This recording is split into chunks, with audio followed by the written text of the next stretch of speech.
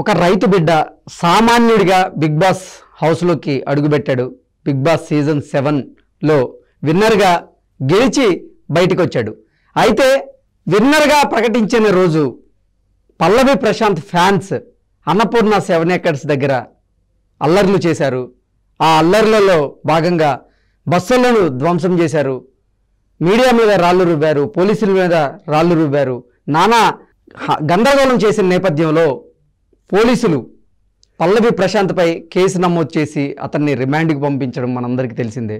అయితే ఈరోజు పల్లవి ప్రశాంత్కి బెయిల్ వచ్చిన నేపథ్యంలో అసలు ఏంటి పల్లవి ప్రశాంత్ అరెస్ట్కి కారణం ఏంటి, పల్లవి ప్రశాంత్ వెనక ఎవరైనా ఉండి ఇటువంటి అల్లర్లకు పురుగొల్పారా, లేదా పల్లవి ప్రశాంత్ ఫ్యాన్సే ఈ అల్లర్లకు కారణమా అనే అంశానికి సంబంధించి మనతో మాట్లాడేందుకు ప్రముఖ సినీ క్రిటిక్ దాసరి విజ్ఞాన్ మనతో ఉన్నారు. ఆయనతో మాట్లాడదాం. విజ్ఞాన్ గారు హాయ్ అండి. నమస్తే అండి. ఒక సామాన్యుడిగా పల్లవి ప్రశాంత్ బిగ్ బాస్ హౌస్లోకి అడుగుపెట్టాడు, విన్నర్గా మళ్ళీ గెలిచి బిగ్ బాస్ హౌస్ నుంచి బయటకు వచ్చాడు.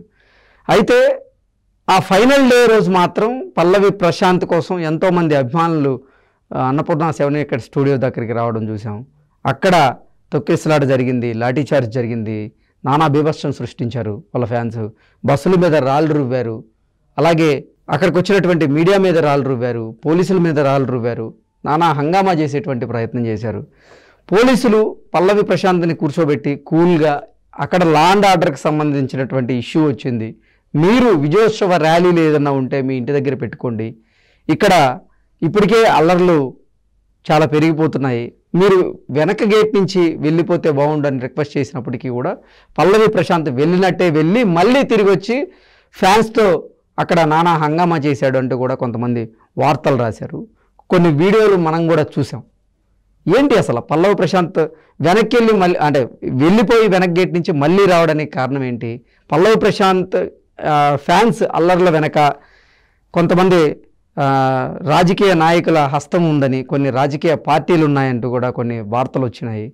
ఈ నేపథ్యంలోనే తెలంగాణ పోలీసులు కూడా పల్లవి ప్రశాంత్ మీద యాక్షన్ తీసుకున్నారు, అతని మీద కేసు నమోదు చేసి అతన్ని రిమాండ్కి పంపించారు, జైలుకి పంపించారు.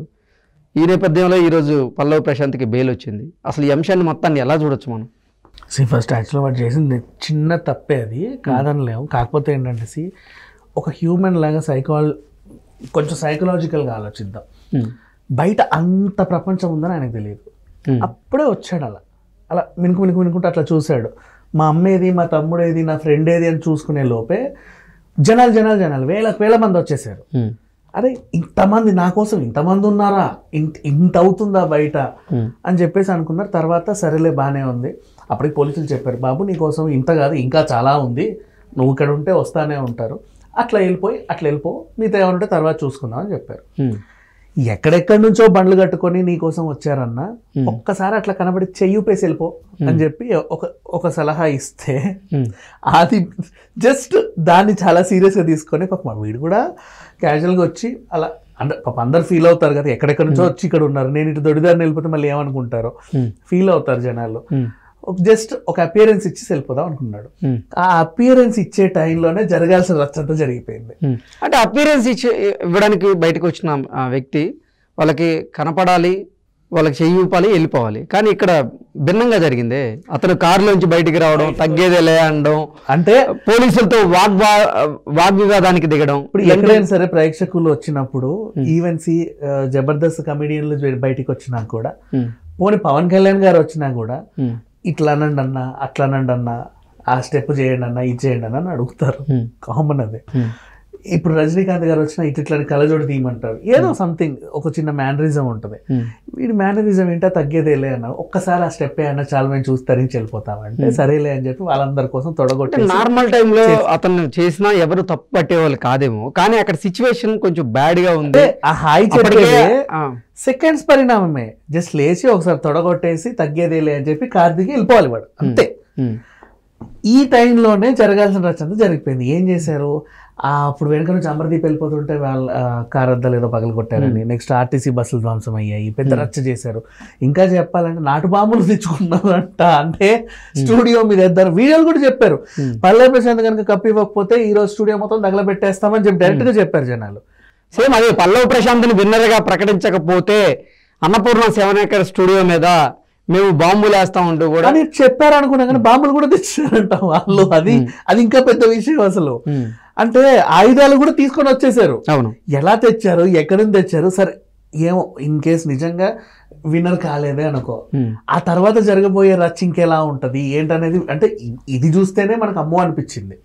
ఇప్పుడు ఏంటి, వాళ్ళ కోరిక తీరితేనే అంత రచ్చ జరిగింది, తీరకపోతే ఇంకెంత రచ్చ జరిగేది అది ఆలోచిస్తున్నా. కాబట్టి దీనికి ఇప్పుడు ఏంటి, తీసుకెళ్లి జైల్లో వేశారు. ఎందుకు వేశారు, 16 మందిని పట్టుకున్నారు కదా, 12 మంది మేజర్లు, 4 మైనర్లు పిల్లలు, గొడవ చేసింది వీళ్ళే అని మూటని పట్టుకున్నారు.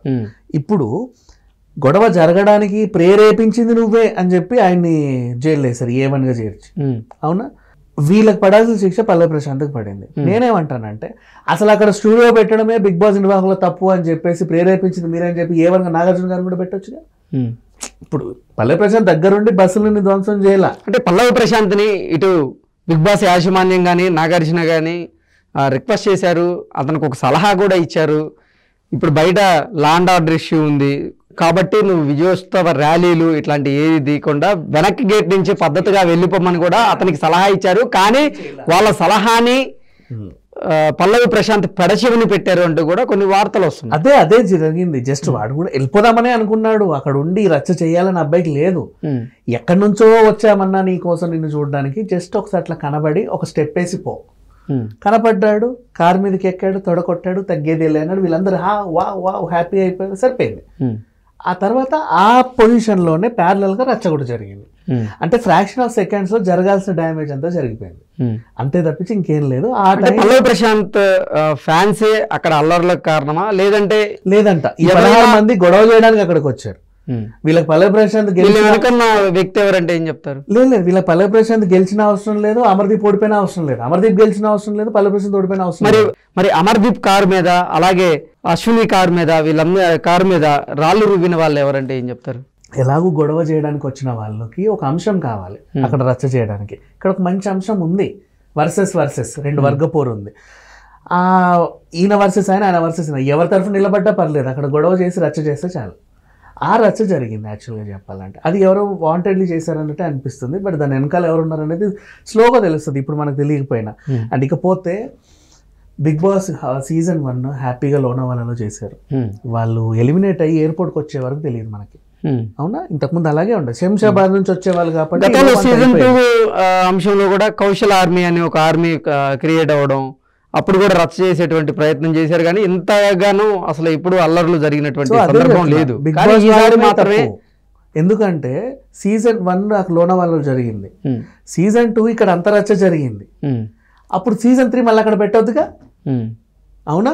3, 4, 5 ఓటీటీ కూడా మళ్ళీ అక్కడ జరిగితే జరిగిన 3, 4, 5కి 6కి కూడా ఎప్పుడు ఇంత పెద్ద ఎత్తున అల్లర్లు జరిగినటువంటి సందర్భం మనం చూడలేదు. ఏమో ఫ్యూచర్ లో కూడా అవ్వచ్చు, ఏ సీజన్ కి ఎవరు వస్తారో మనకు తెలియదు.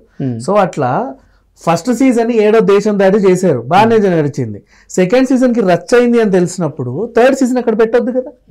అప్పటి నుంచి కంటిన్యూ, అదేంటి 6 సంవత్సరాల అగ్రిమెంట్ ఉంది కాబట్టి ఓటీటీ వరకు చేశారు. మొన్నటితో ఈ సీజన్ నుంచి అగ్రిమెంట్ అయిపోయింది, అగ్రిమెంట్ కాస్త మళ్ళీ రీ అగ్రిమెంట్ చేయించుకొని మళ్ళీ 6 సంవత్సరాలు పొడిగించుకున్నారు అప్పటికి కూడా. సో అది రచ్చ జరుగుతుంది. ఇంకోటి అక్కడ రోడ్డు మధ్యలో ఉంది, అది పక్కనే మెట్రో స్టేషన్. అండ్ నెక్స్ట్ ఏంటి, పొద్దున అందులో వేసే పాటలు అందరికీ తెలుసు, ఎవడు ఎలిమినేట్ అవుతాడో అందరికీ తెలుసు, అక్కడ జరిగేవన్నీ అందరికీ తెలుసు. పైన ఆఫీస్లలోకి వెళ్ళి చూస్తే హౌస్ అంతా కనపడుతుంది లైవ్, ఇట్లా చూడొచ్చు లైవ్ గా. ఇంకా ఈ లైవ్ కూడా హాట్స్టార్ కంటే బీభత్సమైన లైవ్ అది. సో ఆ విధంగా జరుగుతుంది, ఆ టాస్క్లన్నీ చూస్తున్నారు జనాలు. తీసేయొచ్చు అక్కడ నుంచి, కాకపోతే ఆ రెంట్ బాగుంటుంది, పెద్ద సంస్థ, ఎండమోల్షన్ ఇంటర్నేషనల్ సంస్థ, అన్నపూర్ణ స్టూడియోని అసలు మంచి కొన్ని 6 ఏళ్ల పాటు బతికిస్తుంది, బాగుంటుంది అని చెప్పేసి కకృతి పడి అక్కడ పెట్టుకున్నారు. ఇప్పుడు ఆ కకృతికి వీళ్ళని అనాలి యాక్చువల్గా. పాప మా పిల్లోడు ఏం చేశాడు, ఈ రోజు పల్లవి ప్రశాంత్, రేపు ఇంకొక సుశాంత్, ఎల్లుండి ఇంకొక ఏశాంత్, అంతే కదా. వాళ్ళకు కూడా ఏ బిడ్డో వస్తాడు, వాళ్ళకి అభిమానులు వస్తారు, వాళ్ళు రచ్చ చేస్తారు, స్టూడియో దగ్గర పెడతారు, ఏవేవో చేస్తారు. నడిబొడ్డున స్టూడియో ఉంది, గొడవలు అవుతున్నాయని తెలిసినప్పుడు సీజన్ 2కే వీళ్ళకి తెలుసు, అప్పుడు సీజన్ 3 నుంచి అక్కడ చేయడం మానేయాలి. అయినా సరే గొడవలు అయితే అవనీలే పర్వాలేదు, ఎంతవరకు అవుతాయి, ఎంత గొడవలు అవుతే మనం అంత ఫేమస్ అవుతామని వాళ్ళు అలా పెట్టారు. ఇప్పుడు లాస్ట్కి పల్లవి ప్రశాంత్ని తీసుకెళ్ళి ఏదో చేశారు, గెలిచి వచ్చాడు ఆ పిల్లోడు. పాపం గెలిచిన వెంటనే తీసుకెళ్ళి జైలు వేసి ఎంత దారుణంగా ఉంటుంది. అంత పెద్ద నేరం ఏమైనా చేశాడు, ఏమైనా చంపాడా, పోనీ ఏమైనా చేశాడు? ఏమి చేయలేదు, జస్ట్ ఒక గొడవ జరిగింది, ఆ టైంలో ఆయన ఉన్నాడు, వద్దు అంటే అక్కడికి వచ్చాడు అంతే. దానికి మందలించి కూడా పంపొచ్చు, కానీ అంత పెద్ద శిక్ష చేయాల్సిన అవసరం లేదు యాక్చువల్లీ. దేశవ్యాప్తంగా తెలిసిపోతుంది కదా. ఓకే, బెయిల్ విన్ బయటకు వచ్చినట్టున్నారు. బెయిల్ మీద బయటకు వచ్చాడని వార్తలు వస్తున్నాయి. దానికి కూడా షరతులతో కూడిన బెయిల్, ఎవరికి ఇంటర్వ్యూలు ఇవ్వద్దు, ఏమీ చేయొద్దు, ఇంట్లోనే కూర్చోవాలి, మళ్ళీ నిన్ను చూడడానికి వస్తారు, మళ్ళీ రచ్చ జరుగుతుంది, నెక్స్ట్ మేము పిలిచేంత వరకు నువ్వు సైలెంట్గా ఇంట్లోనే కూర్చోవాలి, ఇట్లాంటివన్నీ కొన్ని పెట్టారు. మరి ఈ షరతులు బిగ్ బాస్కి వర్తిస్తే చూడాలి. ఎందుకంటే బయటకు వచ్చాక వాళ్ళకు కాంట్రాక్ట్ ఉంటుంది, 6 నెలల వరకు నేను ఎప్పుడు పిలిస్తే అప్పుడు రావాలి, ఎప్పుడు ఏ షోకి గెంతమంటే వచ్చి గెంతిపోవాలి అని ఒకటి ఉంటాయి వాళ్ళకి. పండగకి, పబ్బాకి, new year event, December event, ఈ క్రిస్మస్ స్పెషల్ ఈవెంట్లు ఉంటాయి. మరి ఆ టైంకి పల్లవి ప్రశాంత్ అటెండ్ అవుతాడా లేదా, అవ్వకపోతే బిగ్ బాస్ యాజమాన్యం ఆ రూల్స్ బ్రేక్ చేసినట్టు మళ్ళీ వాళ్ళు ఏం చేస్తారు, ఇవన్నీ నెక్స్ట్ చూడాలి. ఓకే ఓకే, విజ్ఞాన్ గారు, thank you so much. Thank you so much.